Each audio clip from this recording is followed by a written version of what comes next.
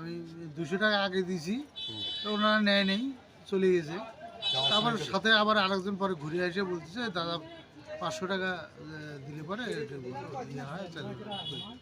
তখন আমি দেখলাম যে ইয়ে করে তো 500 টাকা দিয়েছি। আর বলছে যে ভোটের দিন দেখা।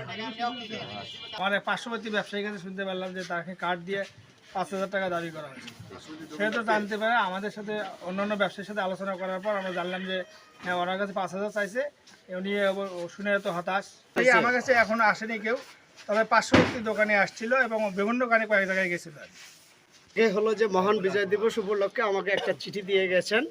তা আমরা বরাবরই প্রতিবারে হলো 150 টাকার মতো আমরা দেই, যেটা হলো 1000 টাকার মতো দাবি করা হয়েছে আর কি। আমরা ক্ষুদ্র ব্যবসায়ী হিসেবে যেটা আমার এতটুকু দেওয়ার সম্ভব নয়, তারপরেও এটা বেশি বেশি আমার কাছে মনে হচ্ছে আর কি। ইদারিং দেখতেছি আমরা যে বিএনপির নাম ভাঙে কারা যেন লিফলেট দিয়ে চাঁদা চাচ্ছিল। আমি আমার পক্ষের থেকে ব্যবসায়ীদের পক্ষে থেকে এটুকুই সবাইকে বলবো যে আপনারা কোনো চাঁদা দেবেন না, সে বিএনপি যেই হোক। গতকাল রাত্রে আমি একটা মেসেজ পাই যে একটি দোকানে তাদের বিজয় দিবস উপলক্ষে একটা দাওয়াতপত্র দেয়, নামধারী আয়োজনে বিএনপি ভরতপুর ইউনিয়ন শাখা। আজও এরা কখনো পোর্টফোলিও আমাদের সঙ্গে ছিল না, বিগত দিনও ছিল, হয়তো আমাদের সঙ্গে বিগত দিনে ছিল না। আমার প্রশ্ন হচ্ছে, এই যে নাম ভাঙিয়ে বিএনপির নাম ভাঙিয়ে যারা চাঁদাবাজি করছে, তাদের সংবাদের ভিত্তিতে আমি তাৎক্ষণিকভাবে আমার টিম সহ আমি দোকানে যাই। সেই সুবল স্যার কাছে গিয়ে জানতে পারি আমাকে দাওয়াত দিয়েছে এবং বলেছে যে আমাকে 5,000 টাকা দিবে। আমি যাব, সুবল স্যার তোমার কাছে যাব, রতনের কাছে যাব, মিঠু স্যার কাছে যাব, এই নাম নির্দেশ করে। এবং বাদল স্যার কাছ থেকে 500 টাকা নেয় এবং সুবল স্যার কাছে 5,000 টাকা দাবি করে। পাশে আরও এক ব্যবসায়ীর কাছে আমরা সুনির্দিষ্ট অভিযোগের ভিত্তিতে আমরা বলি যে বাজারে কোনো প্রকার চাঁদাবাজদেরকে স্থান দেওয়া যাবে না।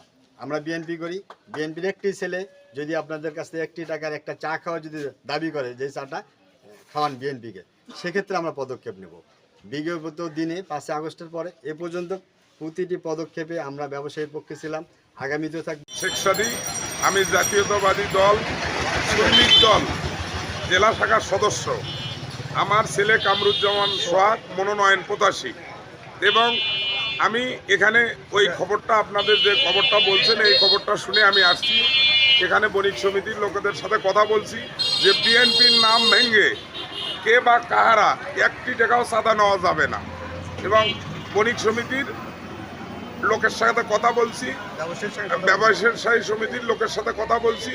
আগামী দিনে বাংলাদেশ জাতীয়তাবাদী দলের যে কোনো প্রোগ্রাম হবে, প্রোগ্রামে আমরা ব্যক্তিগতভাবে দলের জন্য খরচ করব।